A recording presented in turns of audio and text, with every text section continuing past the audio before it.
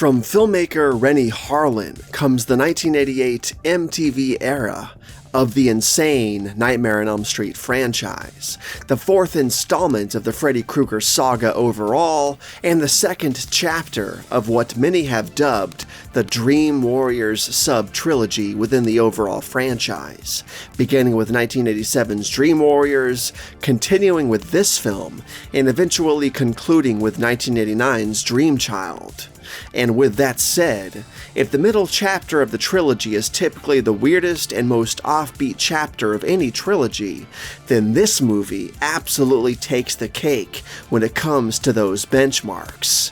Let's take a look at A Nightmare on Elm Street 4, The Dream Master.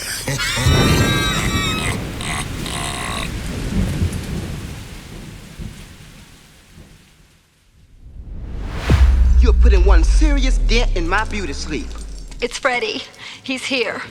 I heard him. Freddy is dead, buried and consecrated. We won, remember? He's coming back for us. When it comes to the Freddy Krueger saga, Dream Warriors is my ultimate Nightmare on Elm Street movie. I mean, I love and/or like, at least to a certain extent, every movie in this franchise, except for the remake. But Dream Warriors is the pinnacle of Freddy Krueger on film. But following closely behind Dream Warriors, very closely at that, is this fantastic little film, A Nightmare on Elm Street 4, The Dream Master. I mean, did it ever occur to you that if you keep going in, you might stir him up again? Look, we'll help you. We all have better things to dream about. You got that right, signed and sealed. Then what about this? That don't mean dick. My dog is like me. Drag him into your crazy dream and he gets wild. Like pretty much every other entry of this franchise, I've been watching The Dream Master since I was a young kid. And even before I ever heard the phrase sub-trilogy, you could just feel that this film, Dream Warriors and Dream Child, were connected in a way like no other chapter in the franchise was, both because it was literally a linear storyline and because it never deviated away from the core group of characters. And although the core group of characters changes drastically from 3 to 5, mostly due to Freddy Krueger murdering people, the group from Part 3 carries on into the group from Part 4, and as such, the survivors of that group end up in Part 5. So at one point or another, most of these characters knew or at least met each other. So in this weird way, it's sort of a linear group from one film to the next, at least within this sub-trilogy, which is very cool. I obviously couldn't put this into words as a young kid, but I knew nonetheless, and I've loved Dream Master since the first time I ever saw it. How can you write this health hazard? You know, it's no wonder that you have asthma. No, you see, asthma is an inherited condition. Read a book now and then, you might know something. A Nightmare on Elm Street 4 picks up a year after the Dream Warriors have seemingly vanquished the nightmarish entity of Freddy Krueger. The Dream Warriors trio, Kristen Parker, Roland Kincaid, and Joey Crucell, are discharged from Weston Hills, returning to their homes in Springwood and attempting to reintegrate into high school life. As Kincaid and Joey grapple with being outsiders, Kristen rises in popularity, establishing a new circle of friends and sparking a romance with Rick, inevitably straining her bond with Roland and Joey.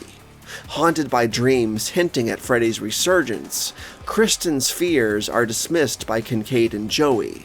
However, during a haunting dream, Kincaid discovers that Freddy is indeed back, targeting not just them, but their new companions as well. The seemingly unassuming Alice Johnson, the daydreaming sister of Rick, and one of the members of Kristen's new group of friends, might just be the pivotal force in quelling Freddy's reign of terror once more. Wes Craven, the creator of the Elm Street series, proposed a concept for the fourth film centered on time travel within dreams, but it was rejected by producers Sarah Risher and Robert Shea due to its perceived illogicality. They instead opted for William Kotzwinkle's Dream Master pitch, an extension of the Dream Warriors theme from the previous installment. While Craven and his co-writer Bruce Wagner were approached for script revisions, they declined, feeling that they should have been involved from the outset. New Line Cinema was in a rush to get the movie underway, with both a script and a director missing. Brian Helgeland was thus recruited to draft a script in a tight time frame, leading to a rewriting of Kotzwinkle's draft. Later, Ken and Jim Wheat further refined the script. When director Tom McLaughlin was offered the chance to helm Nightmare 4, he agreed to do it as long as he could have creative control. But since the studio had already commenced filming some visual effects and puppetry content without a lead director, McLaughlin turned down the offer. Ultimately, Renny Harlin was chosen as the director, bringing a different perspective on Freddy's character, viewing him more as an anti-hero the audience rooted for, rather than the boogeyman of the first two films.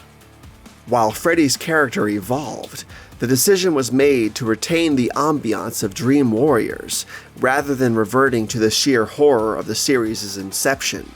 Rachel Talalay, one of the producers, noted that since audiences had become so accustomed to Freddy by this point, it became challenging to recreate the initial fear from the earlier movies. Harlan echoed this sentiment, believing Freddy had become a kind of, quote, James Bond of the series, whom audiences cheered on despite his menacing presence. I'll see you in hell. Tell him Freddy sent you. In Dream Warriors, Kristen Parker was portrayed by Patricia Arquette, but was replaced by Tuesday Knight in The Dream Master. Arquette turned down a significant offer to return, opting for more quote-unquote dramatic roles, thus garnering more mainstream prowess in Hollywood. Tuesday Knight was the first new actor cast for the sequel, aside from the 4 returning actors from Dream Warriors, including the mom from that film. Some original actors expressed sadness over Kristen's recasting, and Knight herself felt very out of place during production. Lisa Wilcox, having failed an earlier audition for Dream Warriors, won the role of Alice after over 600 actresses tried out. Initially rejected because she looked too cheerleader-like, Wilcox deliberately downplayed her looks, leading to her casting. While Ellie Cornell was considered for one of the film's leads, commitments to Halloween 4 prevented this. During the 1988 Writers Guild of America strike, director Renny Harlin and the producers were forced to improvise, leading Lisa Wilcox and Audrey Jones to pen a decent portion of their dialogue for Alice and Rick. Renny Harlin himself introduced many original Nightmare scenes not included in the working script. In the Never Sleep Again documentary, producer Rachel Talalay mentioned a meeting where James Cameron asked Renny Harlin about Freddy's resurrection in the film, to which Harlin responded, "A dog pisses fire." The original score for Nightmare on Elm Street 4: The Dream Master was composed by Craig Safan. As with Dream Warriors, I think the music here really works within the context of the film. It's by no means my favorite horror movie score, and probably isn't even something that I'd go out of my way to put on and listen to at home, unlike the score, for example, Halloween 4 or Jason Lives. But it is a damn good and great accompanying score for The Dream Master. While the music for Dream Warriors is my favorite of the franchise, I think the score for Wes Craven's New Nightmare would rank second on that list, and this score, the score for Dream Master, would place third respectfully. It's a great score, and Craig Safan did some killer work here. As far as physical releases for the Dream Master's soundtrack go, however, the film features 2 distinct music releases. The first is the aforementioned original score by Craig Safan, and the second is a soundtrack album comprising primarily rock and pop songs by various artists. Tuesday Knight contributed the song Nightmare, which unexpectedly became the title/intro song, and she was unaware that the song would become as such until she finally saw the film in theaters at the premiere. Furthermore, the Fat Boys' Are You Ready for Freddy's music video featured Robert Englund. The Love Kills music video by Vinnie Vincent Invasion showcased scenes from the film. There's something undeniably special about A Nightmare on Elm Street 4. Having been a dedicated fan since my earliest days, this installment holds a unique place in my heart. Its excellence, for me, almost rivals that of Dream Warriors, making it a remarkable addition to the Freddy saga. This film didn't just entertain, it played a pivotal role in defining the beloved MTV era of Freddy Krueger's journey. Oh, God. Come on, what did you do? Oh, Kristen. Jesus, sleeping pill? The ingenuity of the dream sequences never ceases to amaze me. They overflow with imagination, drawing viewers into Freddy's twisted world with unparalleled allure. Moreover, the death scenes are not only intense, but also artfully crafted, from Kristen's haunting demise in the furnace to Sheila's chilling death as life is literally kissed out of her. Let's not forget about Joey's entrapment within the waterbed, the grotesquely intriguing and infinitely memorable cockroach sequence, the meatball pizza scene. These peculiar, nightmare-fueled moments distinctively rise above the cinematic norm.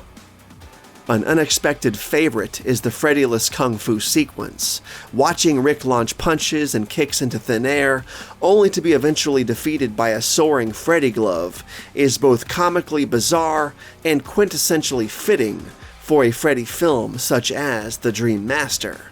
Some may dismiss it as cheesy, but to me, it encapsulates the film's essence, unpredictably delightful. Every cast member here deserves applause. Their portrayals felt authentic, enhancing the narrative's grip. The film's rhythm, thanks to sharp editing, keeps the adrenaline pumping. Adding to the sensory delight is the brilliant cinematography and evocative musical score. And of course, Robert Englund once more exemplifies the character of Freddy Krueger. It's quite telling that for a vast number of Freddy enthusiasts, their most vivid images of him are snapshots from this very film. The sight of Freddy, donning sunglasses on a sunlit beach, might just be the zenith of his iconography, and it's all thanks to this masterpiece of a movie.